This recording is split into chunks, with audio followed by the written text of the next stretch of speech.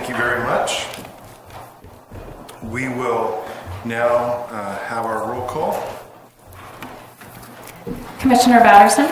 Here. Commissioner Henderson? Here. Commissioner Burtnett? Here. Commissioner Carey? Here. And Commissioner Velasco is absent. Okay. Thank you.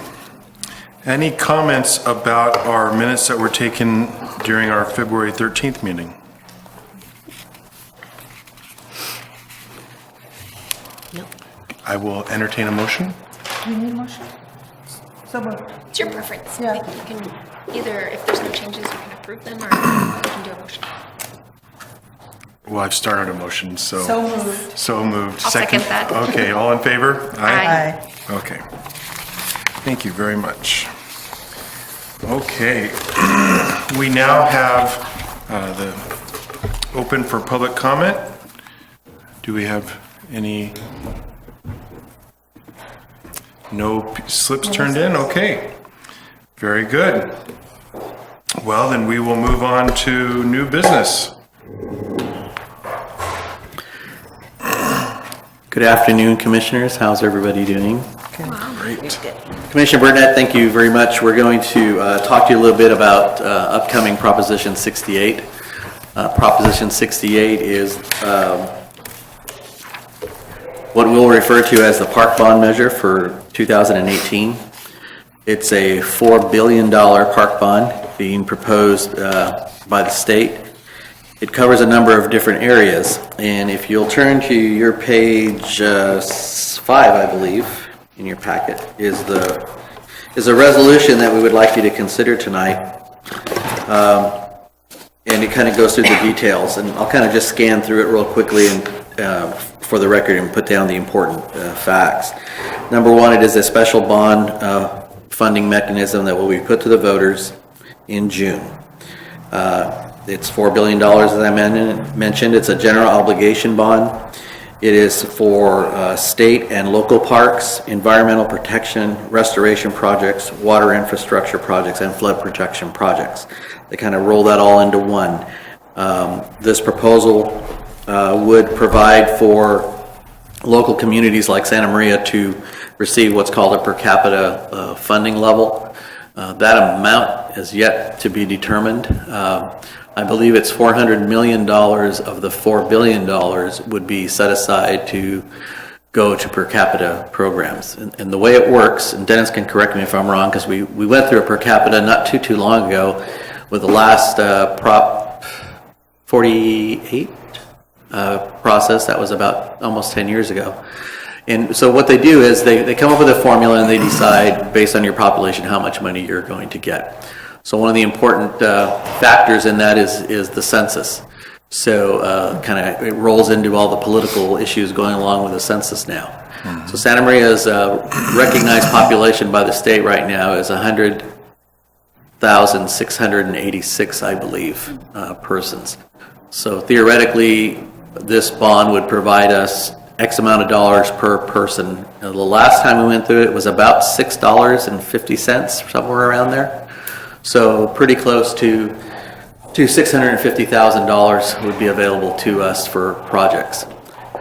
Those projects are local priorities. We do not have to compete for the money, but we do have to fund the project and then apply for the reimbursement from the state. We normally you turn in something similar to a letter of intent and say, here's the project we want to do, here's our cost. The state would say, okay, that project would be eligible, you can move forward. We'd enter in an agreement with the state, and then for each of the projects we would be able to use those monies.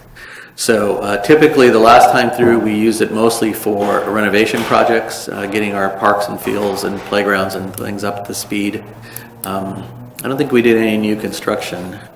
Pretty much all of it was maintenance. So it's time. A lot of playgrounds and those kinds of things wear out after 10 years, or the standards change. So for us, that's a given number. There'll be a number, and we'll be able to have that money available for our projects. The second component of that is competitive dollars that are available for projects, i.e. the soccer complex or some other purchase of land that we feel is important.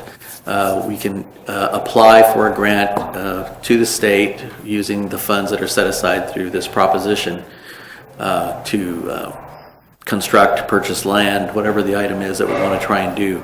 So, and typically, again, it's a significant amount of dollars. Most projects range anywhere from $1 million to $2 million. So we'd be able to apply for those grants. So I'm not sure where it is now as far as whether there's a required match or whether there's just a straight out application process. We haven't seen the details on that yet. The other thing that's kind of interesting in this particular bond measure is there's actually money for marketing rural communities for tourism.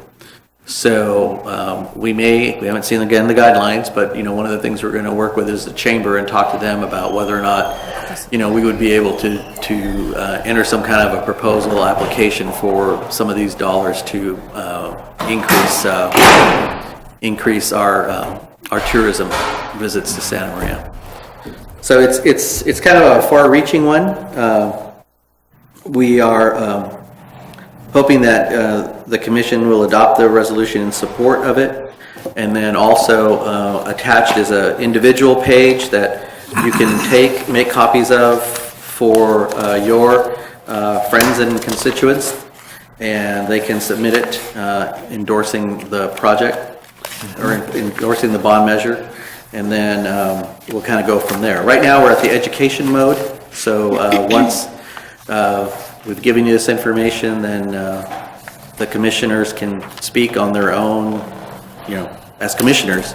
Staff, from our perspective, we've just educated you on what it is and what it means to us, and then we're not allowed to lobby for it any more than that. So any information you need that's education oriented on it, we're happy to provide that, or any groups we would be happy to come and speak to them and give them a little bit of insight into what the proposition is about. And with that, I will put it back to you, Commissioner Burtonette, and if you want to have any discussion on that item. Thank you. Okay, please, commissioners, any thoughts, any questions that we might have with regards to this? It's a no-brainer. Money for our parks. What do we have to discuss? But at the conference, it was mentioned over and over. Many times. Yeah, it was, how important this will be and what a great thing it will be for us. I mean, we deserve that money. Yeah. I agree. I got into the website, and everything that I've read looks fantastic. So hopefully there's enough support for it and it can pass. But I'll make a motion. Okay, I'll please do. second. Oh, okay. Do we need, Sheila, do we need to Yes. state the motion? Yes. Great, okay. All right, I move to adopt Resolution 2018-01 in support of California Proposition 68, Parks, Environment, and Water Bond. Excellent. We have a second. And I believe I have a second, and I will call, all in favor? Aye. Aye. Aye. Okay, so we have 4 ayes and 1 absent.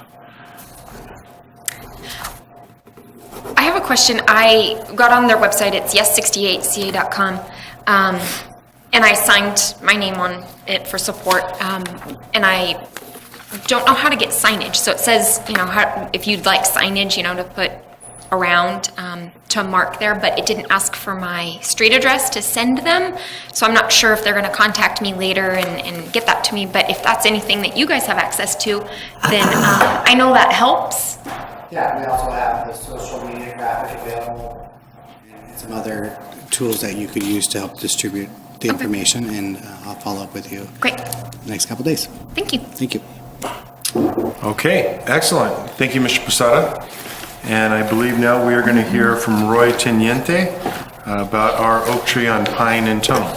Good afternoon, Commissioners. Yes, it's with heavy heart that we have to report that the oak tree there on the corner of Pine and Tunnel has met its demise. We've tried many things to, as you've seen here in the memo, to preserve the tree, but without any success. So now it becomes a safety concern with so many rentals there at the Vets Memorial, plus the school is right around the corner. Something that we're going to have to address here pretty quickly. So we just want to make sure that we're doing everything that we did everything we could, and now it comes to that time. So if you have any questions regarding the tree or the work that we've done, I can answer them. I have a question. Please. When we put in the new tree, the new oak tree, do you anticipate that it'll do okay there, or is it because of the disease that it has? Well, it's going to be determined on when we remove the tree. If there is some type of rot there that we couldn't plant an oak tree, there are some disease-resistant trees. We're planning on putting another oak, but it's just going to determine on the soil. So what we'll do is once the tree is removed, we'll get a soil sample to ensure the viability of the new tree that we put, because we don't want to put a tree in, if it's going to die. So we want to do that. So we'll go ahead and go through that process just to ensure that the tree would have more success. We're going to try to put the biggest tree that we can put out there, that we can afford to put out there. So. Please. Thank you, first of all, for going through the measures that you have to save the tree. It sounds like it was extensive and above and beyond, really, to preserve this tree, and I think that's greatly appreciated. Thank you also for bringing this to the commission, because our community loves its trees, and of course, everybody's disappointed to see one not remain viable. And so when the questions come, it's nice to have that information and be able to explain why.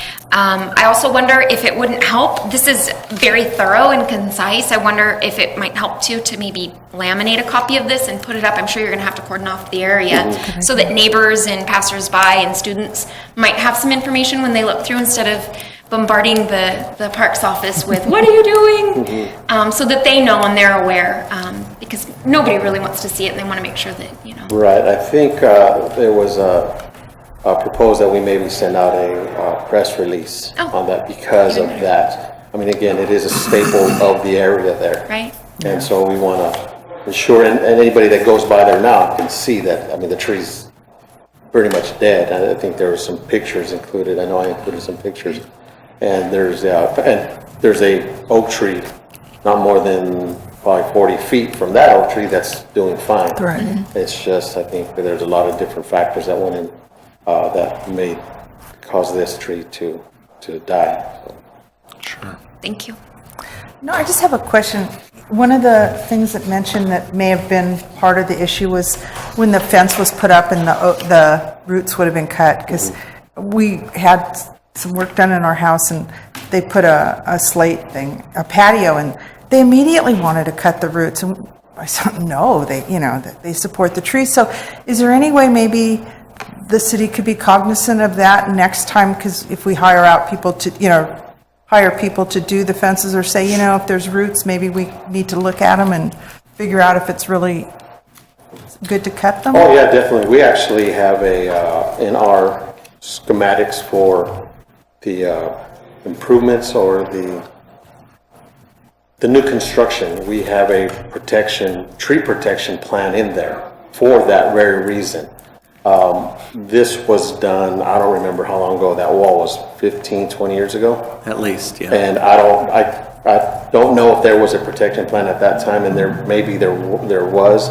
Again, I think there's several factors that were involved in the demise of this tree. That could have been one of them. We do quite a bit of root pruning throughout the city. Our contractor goes out and does that. And what I found in the time I've been doing this job, trees are very, very resilient. They try to bounce back. They might stress out, but they usually bounce back. And when they stress, that's when the residents and property owners are ready to have the tree removed. But we always err on the side of the tree to give it time to bounce back. Again, that's why we went through such extents to try to save this tree, more than we've ever done before. And I know I took out Bailey Hudson myself to look at this tree, and I think most of you know Bailey. and the work he has done with trees. He's pretty well known throughout the country for tree work, and we're just fortunate enough to have him in our local area here. And he did not even have an answer for me on why the tree. Again, just various factors: drought, root cutting, different things. And that tree, again, it's the biggest tree there, but there was a lot of structural different things that it had. So, he was actually impressed on how much we do for the trees, because since I started doing this, and I'm not trying to toot my own horn here or nothing, but we started doing tree injections and things like that we've never done before. And we are cognizant of trying to save the trees because of the value that they have to everyone. So. Sure. Mr. Teniente, excuse me, what's going to happen to the wood? Are you going to sell the wood? I was hoping you weren't going to ask that. Well, my backyard isn't big enough for all that wood, so what we're going to do is... 1647. What we're going to do, the Legion, we met with the Legion last week as well, just to keep them up to date, inform them what's going on. They asked about the wood as well, and we don't have any, no problem giving them some wood. So we're going to replenish their use, and then we keep it here, the rest of it, for city functions. Sure. So we'll keep it, and we'll split it and have it ready for any city event, our own events through the recreation parks, plus any city events. Sure. I agree. I think that's a good use. Good. Commissioner Burnett, just a little bit more background on it, just so that you know, way back when, many years ago, probably 30 years ago, the tree was having problems then. They used to have a lawn, as you've noticed on the right side as you approach the building, there's a nice lawn with sycamore trees in it. There was a nice lawn on the left side around the oak tree. They ended up removing all the lawn. There was a condition called oak fungus in the ground, and so we removed all the lawn. We stopped watering it so that we would not create an environment for the fungus to continue to grow. So the trees had problems for a long time, and we've managed to keep it on, in intensive care for this long. So it's there. So it is.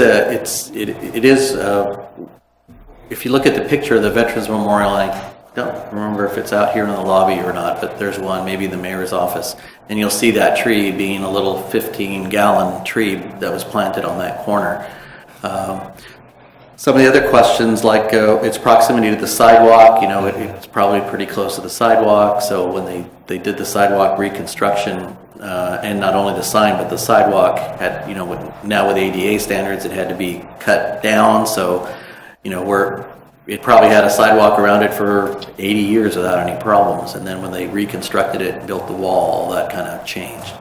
So it is sad to see it go, but it is a condition that we've been experiencing at Pioneer Park, where we get intense public uses, the trees will suffer. It may not happen in a year, 5 years, or 10 years, but the trees will suffer. And we're seeing that decline starting in Pioneer Park. Also, we're trying to take some, again, stopgap measures now so that we can get a few more years of life out of those trees in the future. Sure. So. Well, I thank you. I have planted 15 trees on my little property, so I am a tree lover. I don't have room for an oak, otherwise I would. Any other questions? Thank you. Okay, thank you very much for your efforts. Okay. Mr. Prasada, I don't see anything under number 6, old business. No old business that I am aware of. Okay. Okay, well, then we'll move on to our informational reports, please. So we're going to move on to the budget. We're going to have Dennis kind of touch base on the budget for this upcoming year. It's 2018-20. And then we'll talk a little bit more about some of the things that are going on in the city's general fund budget. But for now, we'll give you an idea of what the reductions look like for this next couple of years. Good afternoon, Commissioners. To catch you up to date with where we are at currently, we are 75% through the year and 1.65% under budget. I do imagine as we get closer, we will get even tighter and probably end the year at close to zero as possible. For the upcoming budget, turn my little PowerPoint on.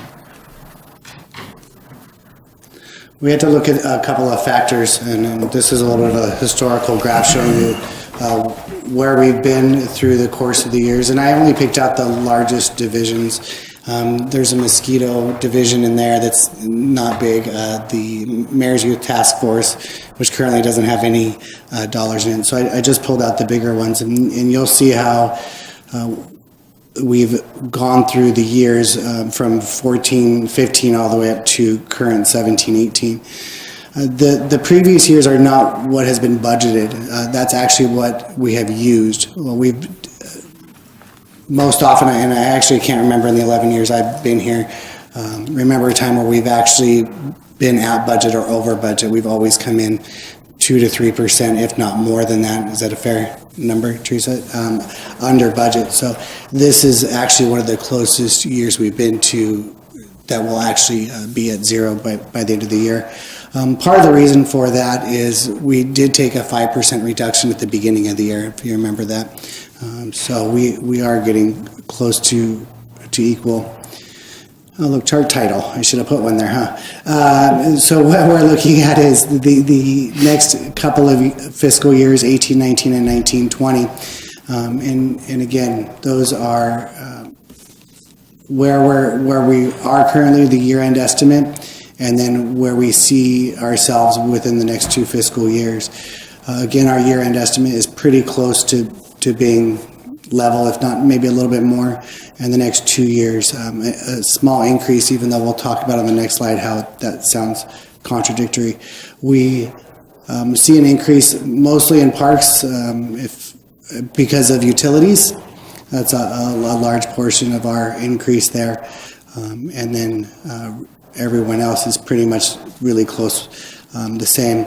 Park service officers, you'll see a small jump there. That's going to be due to staffing. That's right now we're not fully staffed, so we will be fully staffed. We also have a grant-funded position that will go in there as well. And next slide. So over the next 2 years, we have the expectation to again reduce our budget by 1% for the 18-19 year, which is about $102,000, and then again an additional 1.1% the year after, and that's $113,612.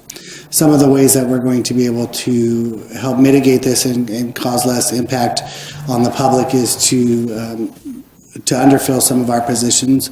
So these are in draft form.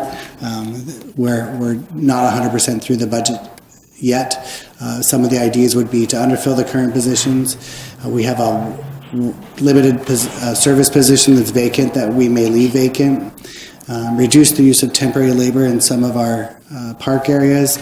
And then also look for additional cost savings, primarily in utilities, and how we can lower the cost of water and spread that out a little bit more.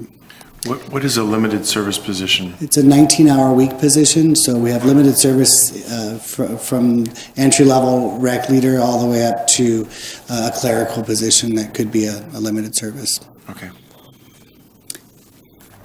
That's my bigger Thank you, point. Dennis. So the overall picture, we presented, I think, a couple of commission meetings back, was that we were looking anywhere from a 3 to 5% reduction. So what the city decided to do was to look at, keeping in mind that we already took a 5% earlier in the year, that we took and addressed the retirement system issue. So instead of trying to make something settle across your entire department budget, which for us is about $9 million, they focused on the line items that dealt specifically with retirement.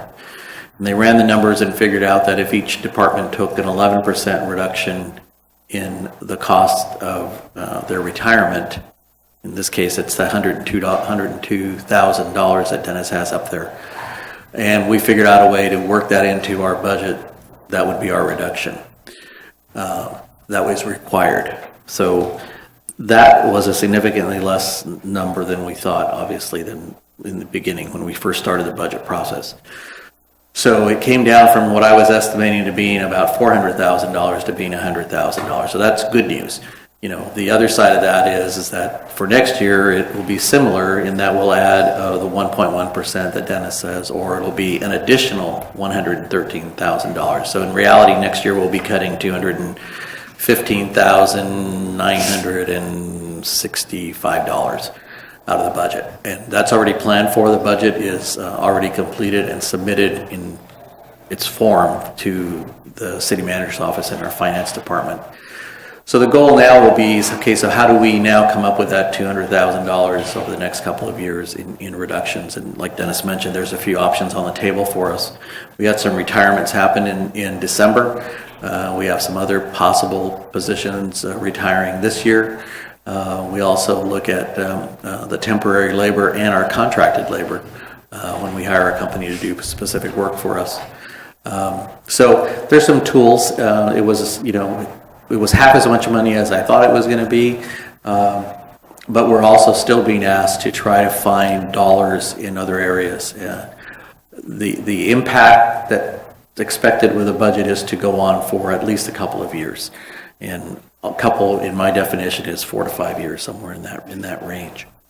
So I want to thank Dennis and Teresa and Jim and their staff for putting the budget together. This is Dennis' first stab at the budget as the analyst. So we are planning, well, I was told yesterday that we would have our hearing sometime later in the month, and we'll be able to go in and hear what changes the city wants to make to that budget or what they want us to consider for changes. So it's not a done deal the way that it is until it actually goes to the council in June. So. When are the meetings I'm supposed to be at? Dennis will let you know when those come up.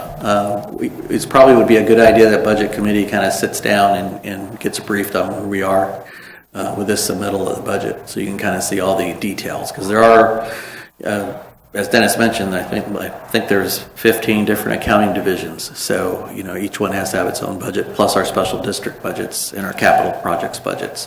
So you don't even see those in the chart that's there. Do I need to bring my own calculator?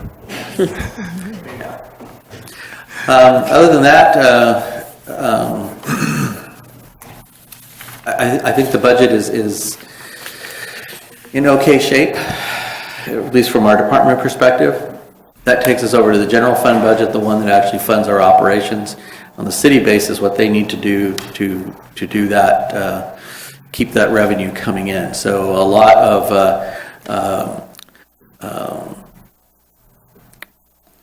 I guess, confidence in that the Enos Ranch project will bring in additional revenue by attracting other shoppers, not just having, you know, transfer of value from one store to another, but to bring in other shoppers from the region and making us more of that regional retail magnet. Sales tax is, again, our biggest general fund contributor, so it's always great to have you know, non-residents come into the city and purchase their items. So that helps us support our general fund departments. The big other item is the Measure U component, which is, you know, probably about 90% police and fire. We do have small components in there. Our supervising ranger is one of those positions, as well as our PAL position and some graffiti abatement.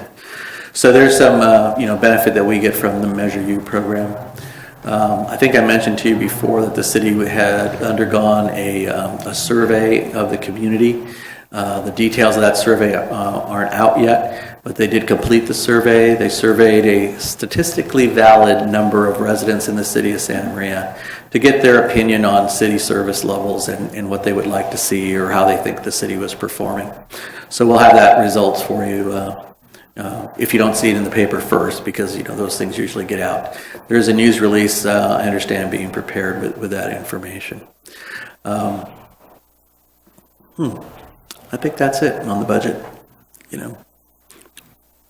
I'm just curious, if I may.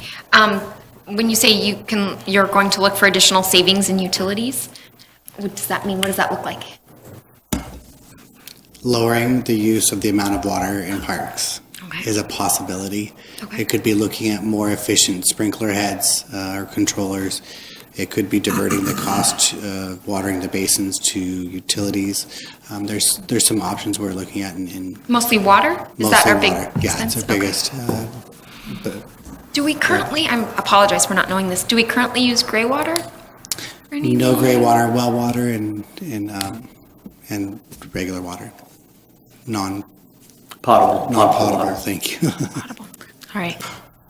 And we have moved to wells, and in this downtown area has a well. A few of the other sites have wells, and it is something we're talking about, that we need to, not use state water, which is expensive as it is, to water, to water the ground, to water our plants and things. So we've tried to find some other alternatives to do that. To put a well in the ground, you're talking easily $500,000 to do that, and so it's where do you have the capital dollars to make, to put a well in a location.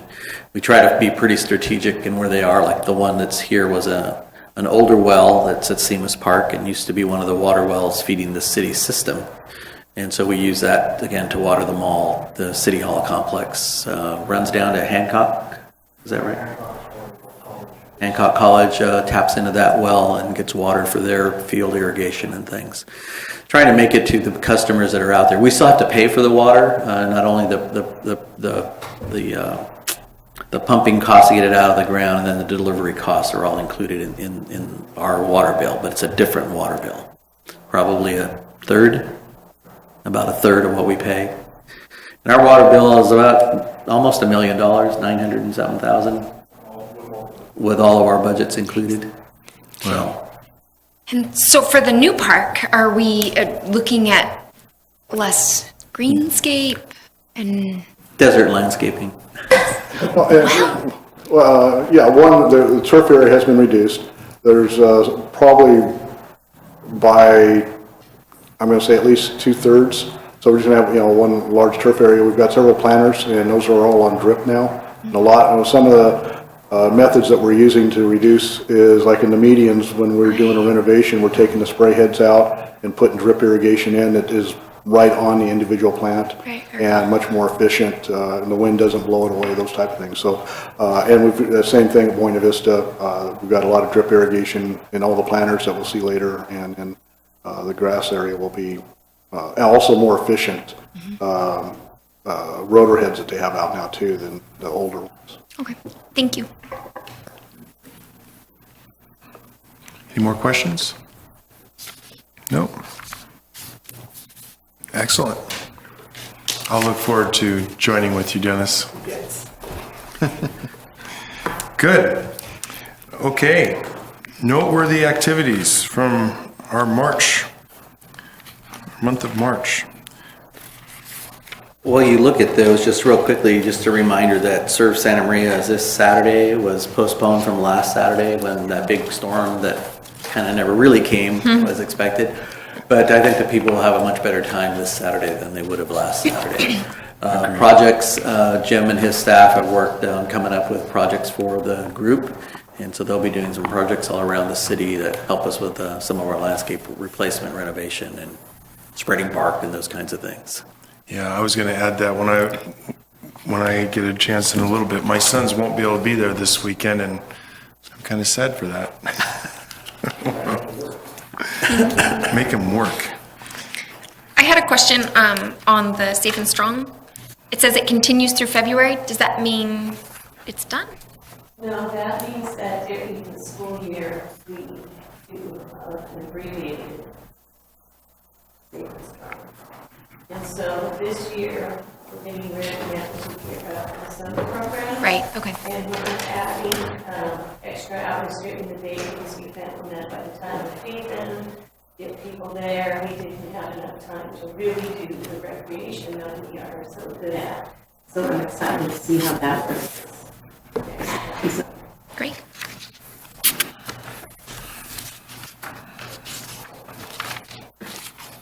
So to answer your question, it goes till summer, and then we'll start a summer program. Right. Yes. Right. Okay. Anything else on the noteworthies? I'm looking forward to hearing about the house, the Oh, I'm sorry, Buena Vista Park update is first. So unofficially, at the end of the meeting, if anyone wants to go over to Buena Vista, we're going to go over and do a little walking tour of the site. The update really, and I'll have Jim jump in whenever he feels inclined to. The contractor is now at the point where they're finishing up the final concrete work, trying to finish up on the entrances. There's some site work that needs to be done related to planting that won't happen until all the other contractors are off the site. If you go by there now, you'll see they're parking trucks and stuff on the lawn area. The contractor who is doing the lawn, wants to make sure everybody's gone. They'll recondition the land. Those big piles of soil amendment you see there will be added into the turf areas, and then they will go ahead and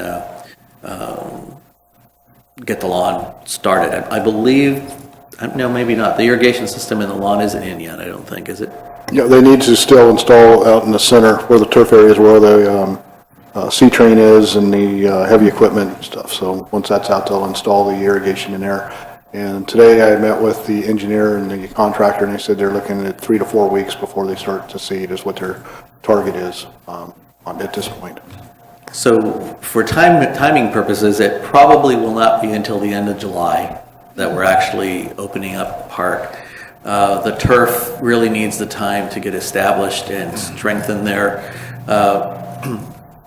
It's a well-used park when it is used, so we expect that as soon as those fences come down, it's going to get a lot of use. And so the better condition the turf is in when that happens, the more probability we have for it to survive. So we'll continue to do that. Dennis has been working on the arts components to it. There are a couple of 12 art panels that kind of depict the history of the park.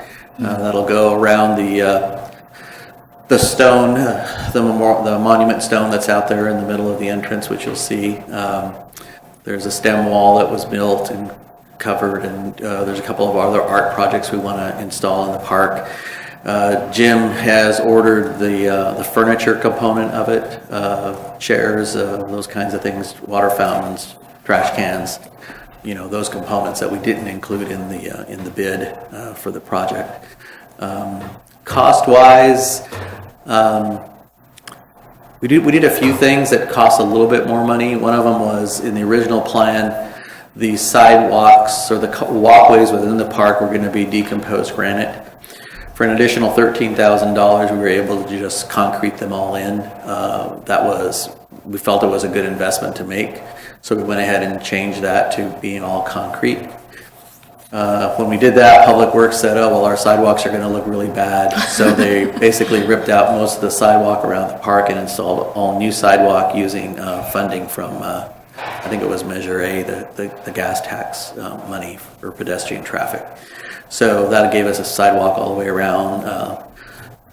It's moving ahead. There's some components out there as we walk through it. You'll see they're a little bit. Gosh, I wonder what that is. But it's going to be a great improvement out there. I am planning to go with you this afternoon. Okay, great. I have a question. Yes. Did you also order some recycling buckets for the park? And if you didn't, they're on their way now. Let's see.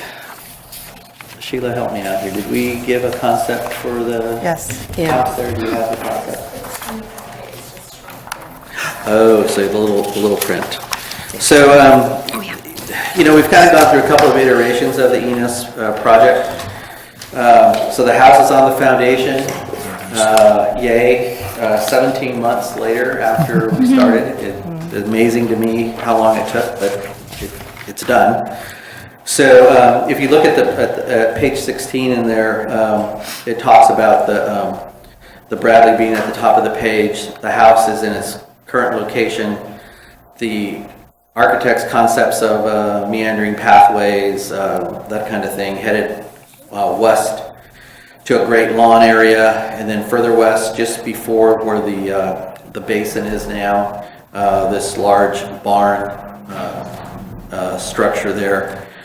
Right now, he has it set at 75 feet by 75 feet square barn, kind of to mimic the barn that was originally at the property. The idea is that would be a barn for community events. So we'll see. No money's been added to these, so we really don't know what the cost is on this right now. But, you know, probably in the conservative area, we're probably talking somewhere in the $2.3 to $2.5 million project after everything is said and done. We are meeting with the auto dealers who own the property immediately to the left of the picture. And you'll notice there's kind of an in and out arrow thing into the cul-de-sac on the bottom of the page. We're negotiating with them right now to see if there's a way we can use part of their property to access our parking lot. The reason for that is at the end of the cul-de-sac, which is where the city had originally proposed access, there's a number of utility vaults in the ground in that cul-de-sac. So in order to move them, you're probably talking another $150,000, $200,000 to move them about. So we're hoping that we'll be able to work with the auto dealers and create this entrance that, you know, could be mutually beneficial. You know, they have a need for parking, you know, during the week. Our need for parking typically is during the weekday or during the weekends. So we're trying to see if there's some way to work out some kind of a relationship with them where they could access our lot during the week for their business purposes. The lot to the north there for the auto dealers, right now, their plan is, they have a plan for it, but they don't have an owner for the lot yet. So the auto dealer group is just going to keep it kind of blank space, which could again additionally help us if the park gets moving and it continues to be a vacant lot for additional parking for our own events and things. So it could be a good relationship there. Other than that, the next plan that we have is to, if you drive out there, there's a bunch of mounds of dirt on the lot. We're waiting for the Public Works Department to create a stormwater protection plan for it. We'll go in, get a final grading plan, and probably move dirt so that the grading of the site will be at least roughly done. And so there won't be any big mountains of dirt out there. You'll be able to see the house not sitting up high on a pedestal, but maybe a little bit lower. The concept is that it would still stay up above this great lawn area and kind of overlook the lawn in the backyard spots. So it's moving ahead, you know. Yeah. Well, Jim, you need some commissioners to inspect it, the house, and have an inspection tour. So just to let you know that. Bring your Ghostbuster backpacks. Yes. Full ambulance. Okay. Yeah, and actually we just, we had one of our contractors went in and actually put in a temporary staircase, repaired the locks and things. When the contractors left the building, they literally left it open for several weeks. We didn't realize they didn't lock the door. So that's now done. Jim has arranged to have a fence put up around the property, so, you know, we're secured. Have you had any vandalism? Good. Good. So it's been pretty good. Good. It looks great. I noticed when it came off, I drove by and went, oh, Alex is happy. He was happy. Great. And now we have a letter for the ACES program to the Santa Maria Bonita School District. Yes, so we've talked about this before. One of the things that we're going to be doing this next year is, from a recreation perspective, is trying to focus our staffing efforts on the goals of the Mayor's Youth Task Force. And so one of the things that we found was that in our partnership with the school district providing the ACES program, that it takes a lot of time. It's very supervisorily intense and recruitment intense. So we also found that it really wasn't quite paying for itself, that the city was still having to contribute some money into the operations of that program. So we wrote a letter to the superintendent, the manager of the program, Mr. Bergen, and let him know that we would not be continuing ACES this next year. So I met with with the YMCA CEO to talk about the fact that we weren't going to be out there next year. Just to kind of give them a little heads up, Teresa, I believe, mentioned it to the Boys and Girls Club, who are the other two direct program providers. There's a couple of other smaller groups, but we are the three largest providers. We mentioned that we had staff that they would probably at the end of summer or at the end of the program, not be kept on. So there may be some interest in them returning next year that maybe they could go join one of these other agencies. So I got an email from Mr. Ontiveros about that, and he appreciated the fact that we gave him as much lead time as we did, and they understand where we're coming from. Mm-hmm. So that'll be a change for us, but we'll be plugging along. Recreation has a bunch of good ideas for the youth programs focused around the task force goals. So, we've already done some of them, which were in the report, but, so it'll be a little different. I'm not sure this is directly related, but I thought I'd mention that as an educator and as a parent, I often hear of the lack of resources available in the community for younger students. ACES isn't available to, say, kindergarten students, and there are no other providers in the community. YMCA doesn't have a program for after kinder care or anything like that. And it's a huge need. I'm asked about it probably weekly. So what do I do with my child who's enrolled half day?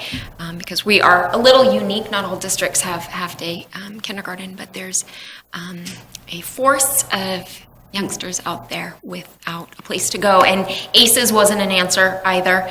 And ACES model, I know they're very strict on their guidelines on the hours that they need to be present and that kind of thing.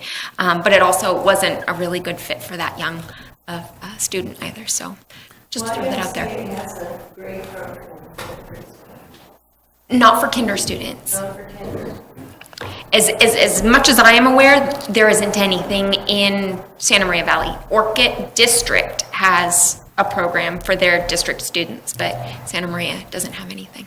Interesting. That's something we can look into. So I'd throw that out there. It might be a little bit of a moneymaker because there are some parents that are willing to pay anything to find good care for their children, present company included.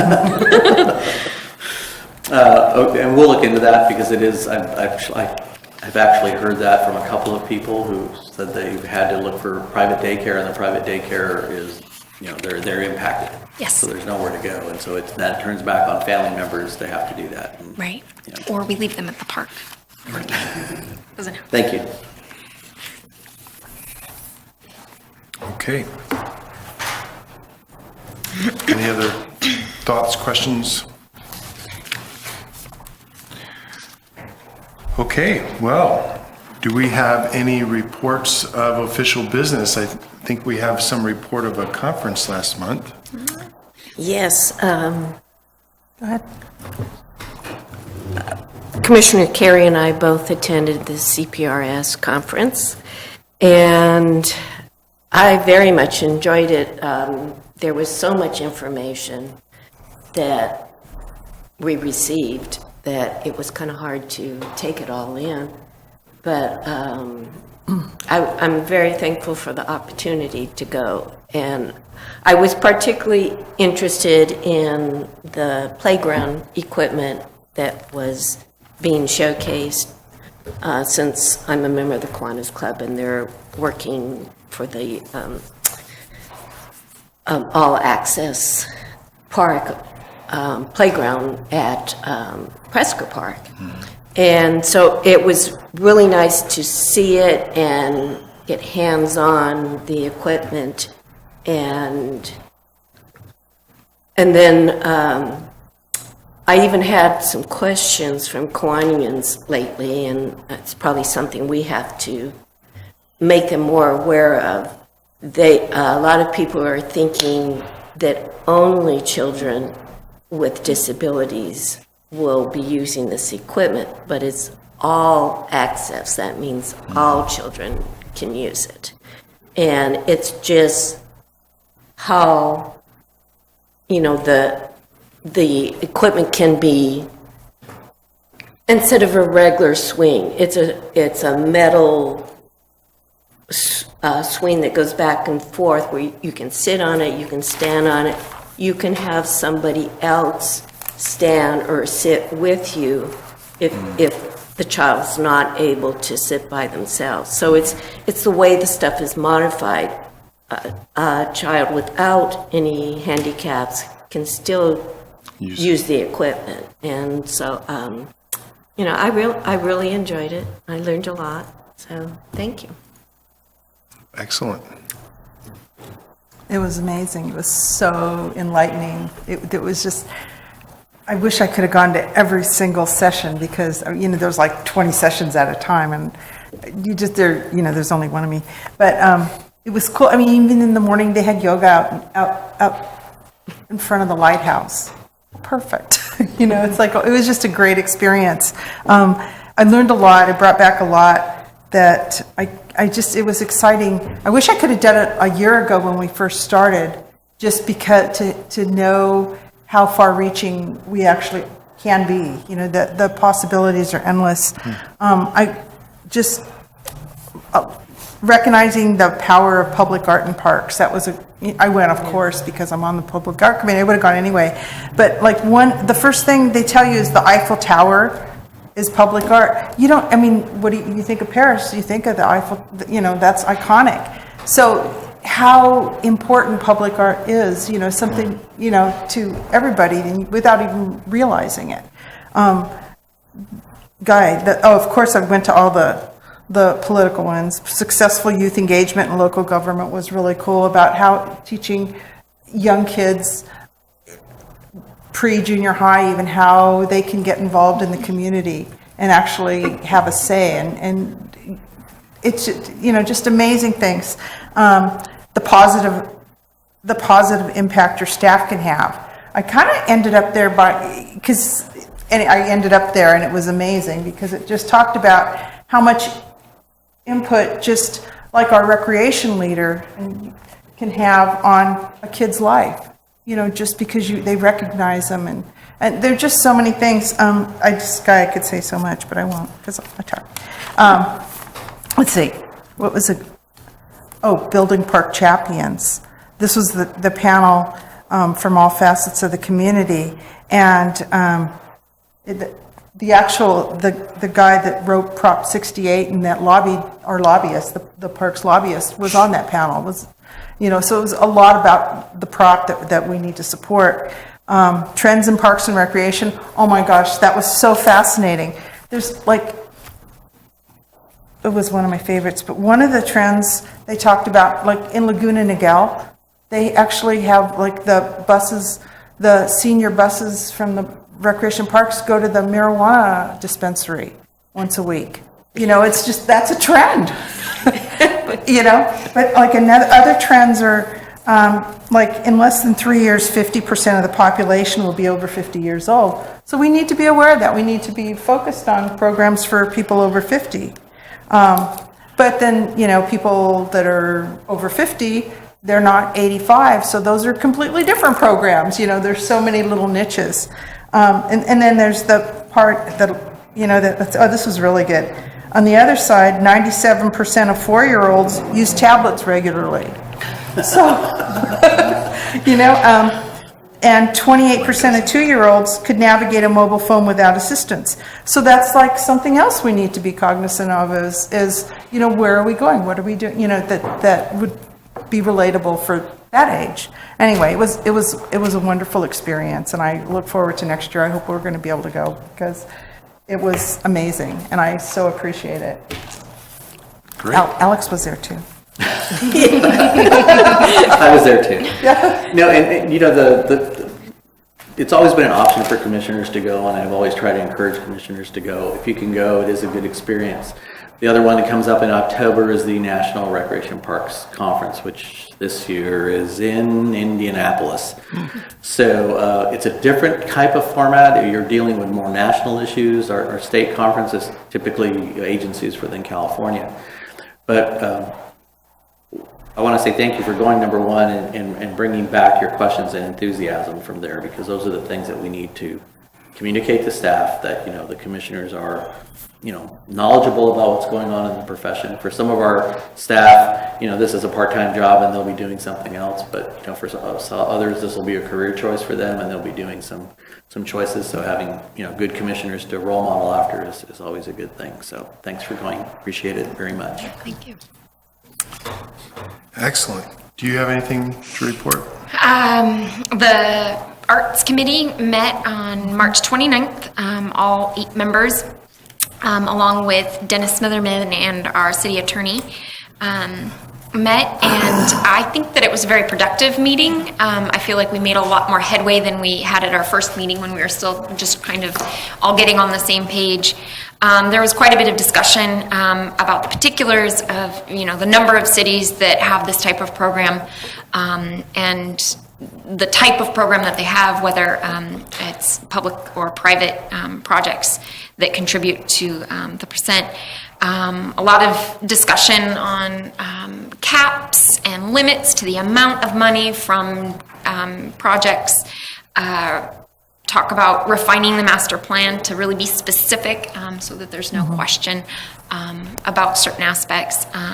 There's some discussion about expedited plan checks and things like that.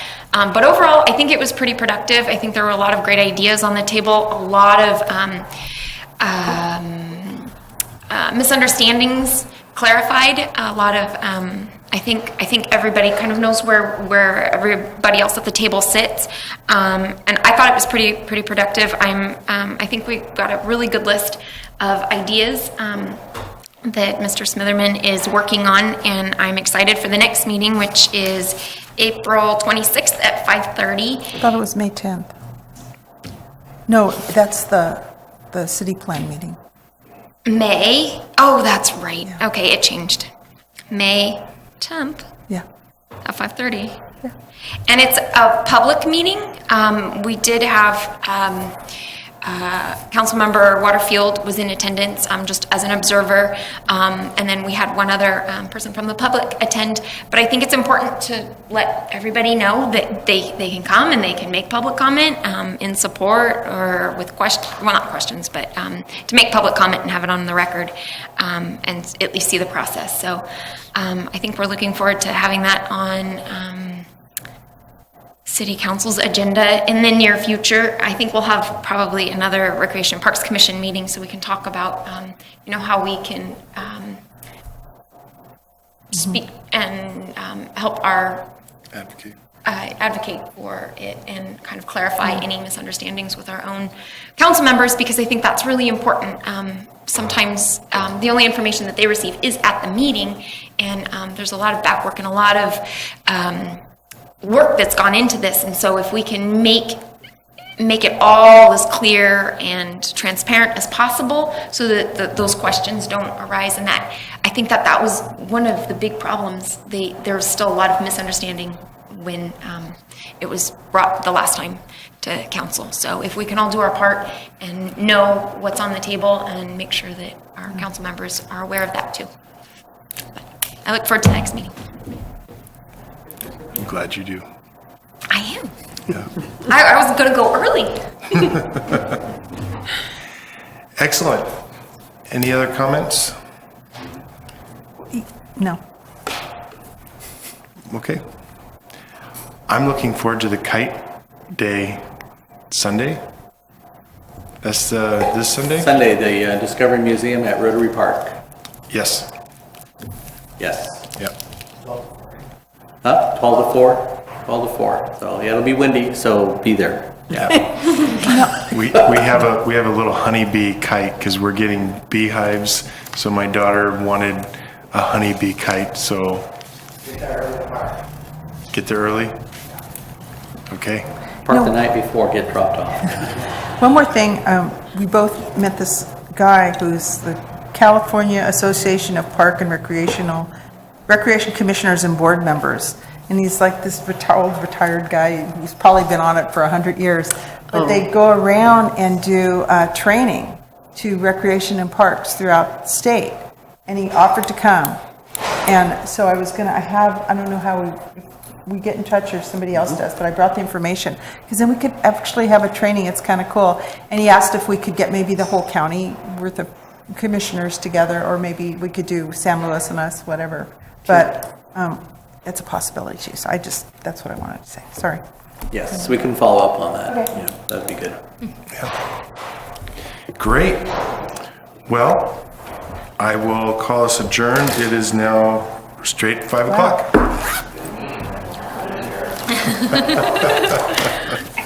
I have excellent.